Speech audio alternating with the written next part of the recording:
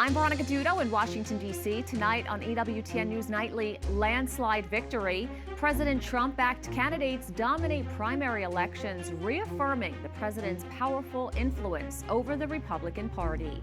Targeting Cuba, the U.S. intensifies pressure on Cuba as Marco Rubio issues a direct warning demanding major reforms from the island's regime. Contagion dilemma. With Ebola cases rising, health officials urgently debate whether the world faces a major new epidemic or a manageable outbreak. And global faith. Pope Leo XIV welcomes Armenian church leaders, emphasizing how the sacred liturgy unites global believers and sustains the Christian faith. These stories and more tonight. From EWTN, the Global Catholic Network, this is EWTN News Nightly. Thank you for being with us. Our top story tonight, President Donald Trump speaks out about negotiations with the Islamic Republic of Iran. He says we're in the final stages, adding we'll either have a deal or we're going to do something that is a little bit nasty. The president also reaffirms his stance that Iran can never have a nuclear weapon. As your commander-in-chief, I could not be prouder of the great class of 2026. Congratulations. President Donald Trump addresses graduates at the Coast Guard Academy in Connecticut. He says the U.S. military has decimated most of Iran's Air Force and Navy. The only question is, do we go and finish it up, or are they going to be signing a document? Let's see what happens. The president earlier spoke at Joint Base Andrews about negotiations with Iran. He wants the Islamic Republic to stop trying to block ships in the Strait of Hormuz. We'd have to open the strait. That would open immediately. So we're going to give this one shot. I'm in no hurry. You never think, oh, the midterms, I'm in a hurry. I'm in no hurry. Ideally, I'd like to see few people killed as opposed to a lot. He hopes Iran's leaders will make a deal for the good of the people. Israel has also agreed to withhold fire. Trump earlier spoke with Prime Minister Benjamin Netanyahu. And he'll do whatever I want him to do. He's a very, very good man. He'll do whatever I want him to do, and he's a great guy. To me, he's a great guy. And the president's advice to the Coast Guard graduates: never give up. I've learned a lot about life, but the one thing I've really learned is that perseverance, never quitting, never giving up is a big deal. Some are calling it the power of Trump. In his latest victory, the president's handpicked candidate, Ed Galrine, defeated Congressman Thomas Massie in a primary election in Kentucky. It was one of 6 primaries that took place last night throughout the country. Let's check in with Capitol Hill correspondent Eric Rosales about the results. Eric, the Kentucky primary was one of the most expensive in election history? Oh, it certainly was, Veronica. We want to focus on Kentucky because overall ad spending topped more than $33 million, making it the most expensive House primary on record. President Donald Trump vowed to unseat Massie after the 8-term representative broke with him on issues including the release of the Epstein files and even denouncing the war in Iran. Less than an hour after the polls closed, the race was already called. Shortly afterwards, Congressman Thomas Massie conceded. We stirred up something. There is a yearning in this country for somebody who will vote for principles over party. Bipartisanship, we need to bring this country together. There's too much of the uniparty in Washington, D.C. What we need is a unity party. Former Navy SEAL Ed Galrine pledged to take the party's agenda to Washington and work closely with the president. I want to thank President Trump for his support, his endorsement, and his counsel as I navigated this campaign, which is a journey of unto itself, and for his courageous leadership of our nation at this critical time. Now my focus is on advancing the president's and the party's agenda to put America first and Kentucky always. In Kentucky's Republican Senate primary, Trump-backed Congressman Andy Barr won the nomination to succeed retiring Senator Mitch McConnell. Barr says he's ready to take on any Democrat. They want to turn Kentucky into the Commonwealth of Kamala. I will not let it happen. I will fight so it can never happen.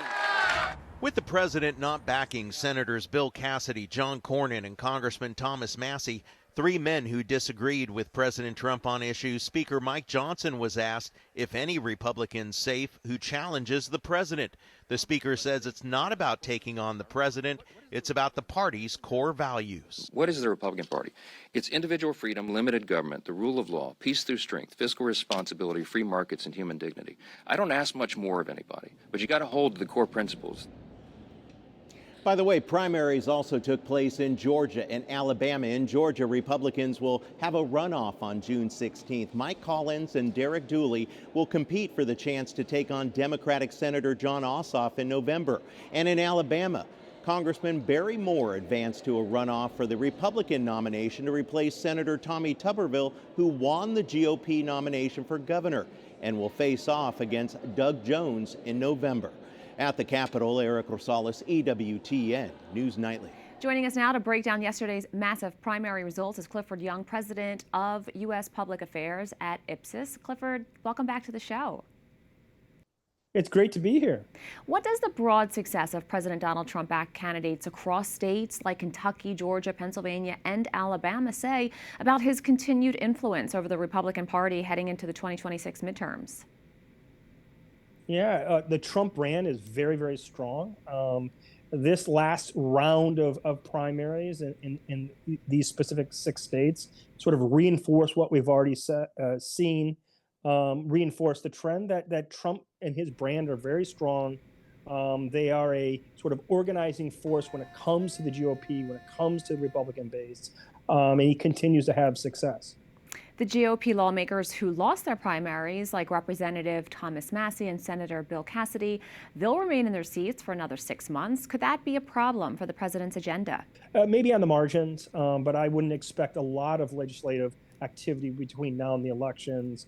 Really, the focus of the administration should be on affordability and inflation. These are the critical issues that people, and more specifically voters, are really worried about. Looking nationally, does this wave of Trump-backed wins indicate the Republican Party is becoming even more aligned with President Trump's political movement? And what could that mean for the direction of policy debates and even internal GOP divisions moving forward? I think you'll have much more ideological alignment with the administration's agenda on the one hand. On the other, you'll have an administration that's less aligned with what the general population, what Americans in general want. Ultimately, it says little about what will happen on Election Day in November. The midterms are kind of a function of other sort of factors like the economic scenario and the negative environment today. But ultimately, we should expect a more aligned GOP with the administration, maybe less aligned with what Americans in general want. According to polls, the president's approval rating is low among voters, but of course, polling small groups does not always represent all voters. What's your take on voters choosing Trump-backed candidates recently? Well, he's very strong with the Republican base. We've seen that in the electoral outcomes, but you also see that in the polling itself. He's polling in the 70s and even the 80s, still with Republicans, with that Republican MAGA base. Now, generally speaking, he's lost the support of independents, who will be very important for the general elections in November. Ultimately, that kind of conditions people's outlook on things. Americans are very upset and very worried about affordability, making ends meet. They blame the administration. They blame Republicans. Those are headwinds for Trump and Republicans. But with the base, he's shored up and still is holding strong. And finally, are Senate Republicans unhappy with President Trump's last-minute endorsement of the Texas Attorney General Ken Paxton over Senator John Cornyn? I think ultimately all Republicans that are in elected offices need to worry about Trump's endorsement. I think the electoral outcomes we've just seen over the last few primaries just kind of reinforce the fact that he has a tight grip on the party. I believe, at least in the short term, leading up to the elections, that is the midterms in November, we should have a lot of alignment between Republicans and the administration, and more specifically Trump. So I think there's a wait and see among many Republicans that won't try to say too much because they're worried about the power of ultimately the presidency. Well, we'll continue to watch it, and we know that you will as well. Clifford Young, thanks so much. Thank you so much. Tensions between Washington, D.C. and Havana spike after the U.S. Justice Department formally indicted the former Cuban leader Raul Castro. The DOJ charges Castro with conspiracy to kill U.S. nationals, destruction of aircraft, and 4 separate counts of murder. The charges are linked to Castro's role as defense minister during the 1996 shoot-down of civilian planes. This as Washington restricts financial flows and warns that Havana's political model is unsustainable. Today, Secretary of State Marco Rubio issued a direct warning. En Estados Unidos estamos listos para abrir un nuevo capítulo en la relación entre nuestra gente y nuestros países. Y actualmente, lo único que se interpone en el camino hacia un mejor futuro son quienes controlan su país. The unofficial start to summer is expected to break records, with 45 million Americans predicted to travel this Memorial Day weekend. Nearly 40 million people will hit the roads, while over 3.5 million travelers will take to the skies to enjoy cheaper, early booked airfares. If you are driving during the long holiday weekend, expect the heaviest gridlock on Thursday and Friday afternoons, with Sunday offering the lightest traffic. And if you're planning to hit the roads, you'll dig a little deeper into your pocket. Gas prices are nearing their highest levels in nearly 4 years, with a national average at $4.56 a gallon. But there's some good news, as prices are expected to drop slightly by Monday. Still, experts say this will be the second most expensive Memorial Day weekend on record. We have a lot more still to come on EWTN News Nightly. Global alarm. An Ebola outbreak in Africa sparks emergency action worldwide. Could it spread farther? We ask an expert. And a new wave of gang violence grips Haiti. What do we know tonight?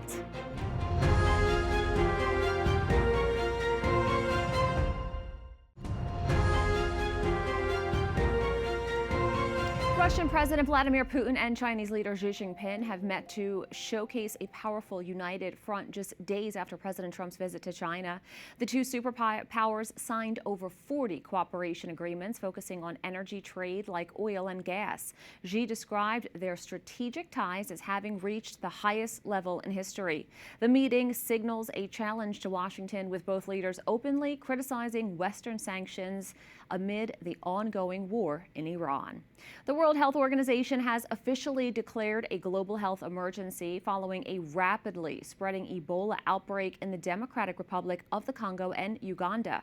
Over 500 suspected cases and more than 130 deaths have been reported. Health officials warn that currently there are no approved vaccine or specific treatments available for this rare strain. The virus has been reported at major transit hubs and has even crossed the border into Uganda. The U.S. and European nations are already implementing strict travel restrictions and have enhanced airport screenings.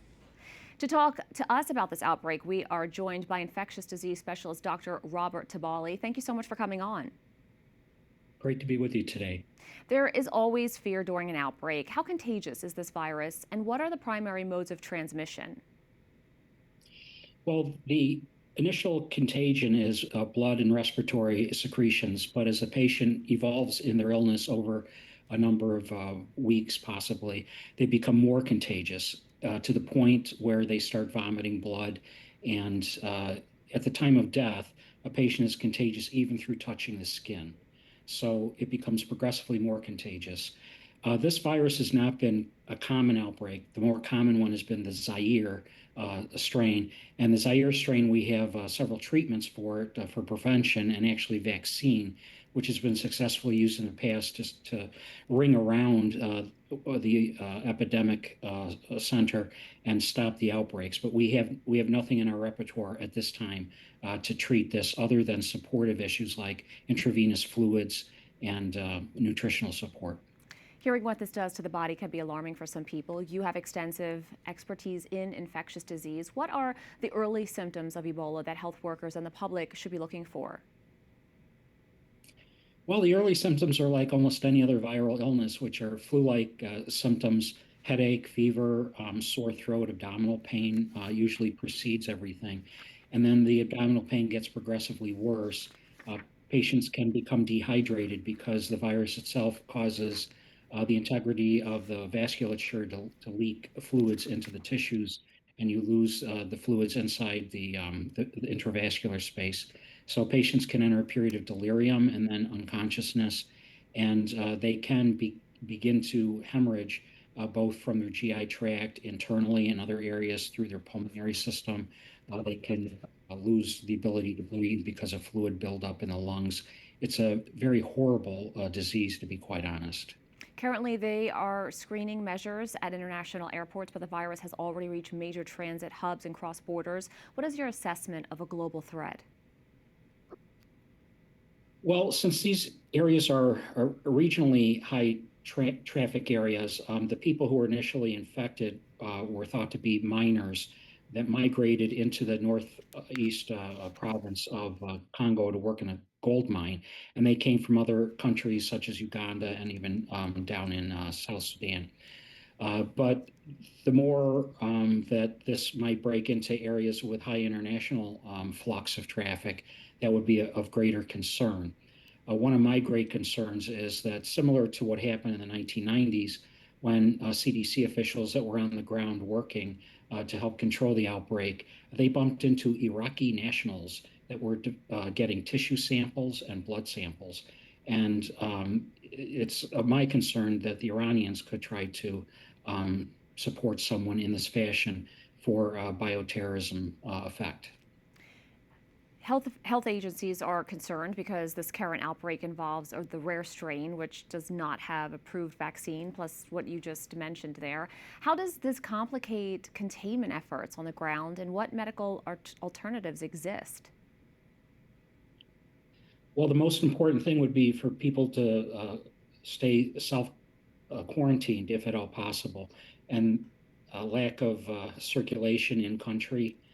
But people by nature don't like to do that because we have nothing else other than quarantining, keeping contacts and contacts of people with Ebola from circulating in public. There can be a time when patients, as I said before, develop respiratory symptoms. They can cough and expel droplets, which could be infectious at that time. Initially, they aren't, but they do develop infectivity over time as someone progresses in the disease. So if you get someone in a large international high flux airport, this could spread out. But most of these infections, Ebola, occur in very heavily populated but very rural areas that don't have a high degree of international travel. The people internationally that got exposed to this, other than Ugandans and South Sudanese, are medical missionaries who, out of the kindness of their heart, were working in a Christian organization in Congo to help support the people medically. And those are the United States citizens that are either infected or exposed. Dr. Robert Tibali, thank you. You're welcome. God bless you all. A new wave of gang violence in Haiti has left dozens dead and forced thousands to flee their homes. The brutality has triggered a severe humanitarian crisis. In Port-au-Prince, armed groups have looted shops and burned down houses. Over 2,000 newly displaced civilians have arrived with nothing except desperately looking for shelter. The World Food Program is on the ground, rushing emergency food rations to families as gang warfare marks 5 years of chaos following the 2021 presidential assassination. Up next on EWTN News Nightly, a special guest who joined Pope Leo in St. Peter's Square today for a message of unity. We'll tell you coming up. Plus, what happened when the pontiff had to call customer service? We talk to his longtime friend.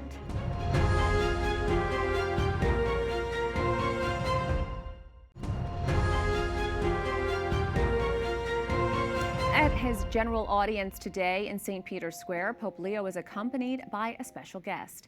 His Holiness Aram I is Catholicos of the Great House of Cilicia of the Armenian Apostolic Church. He's one of the most prominent figures in Eastern Christianity. Pope Leo hosted him in a private audience earlier this week. Today, the Holy Father prayed for unity between the two churches. Your Holiness, in these days when we prepare for Pentecost, I invoke the grace of the Holy Spirit upon your pilgrimage to the tombs of the apostles Peter and Paul, and I invite all those present to pray fervently to the Lord that your visit and meetings may constitute a further step on the path towards full unity. The Armenian Apostolic Church is headquartered in Lebanon.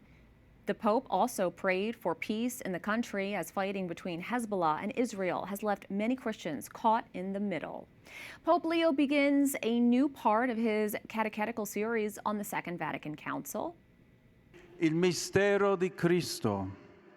La liturgia, in effetti, the Holy Father began his teaching on Sacrosanctum Concilium. It's the Constitution on the Sacred Liturgy. He says the Council Fathers not only sought to reform the liturgical rites, but to also lead the Church to contemplate the mystery of Christ. He says it's through the liturgy that Christ sanctifies and unites us. Becoming the new leader of the Catholic Church means not just new responsibilities, but also lots of personal changes. For instance, what happens to your bank account when you become Pope? The Holy Father found out by calling customer service himself. We're happy to welcome Father Tom McCarthy, the Vocations Director for the Midwest province of the Augustinians and a friend of the Holy Father. Thanks so much for coming on. You're welcome. Good to be with you. Now, this got a lot of press. Can you tell us briefly the story of how Pope Leo needed to call customer service? It was very simple. It was about two months, maybe 3 months into his pontificate, that he called his bank to change his phone number. And, you know, he could have had someone else do that, and he did it himself. And he called and said, I'm Robert Prevost, and I want to change my phone number. And the customer service person did everything that was needed to be done, asked all the security questions. And then she said, oh, I'm sorry, sir, but you have to come in person. And he said, well, it's probably not, I can't do that. I can't, I'm living outside of the country. And she said, I'm sorry, this is what you got to do. And he said, well, would it matter if I told you I'm Pope Leo? And she hung up.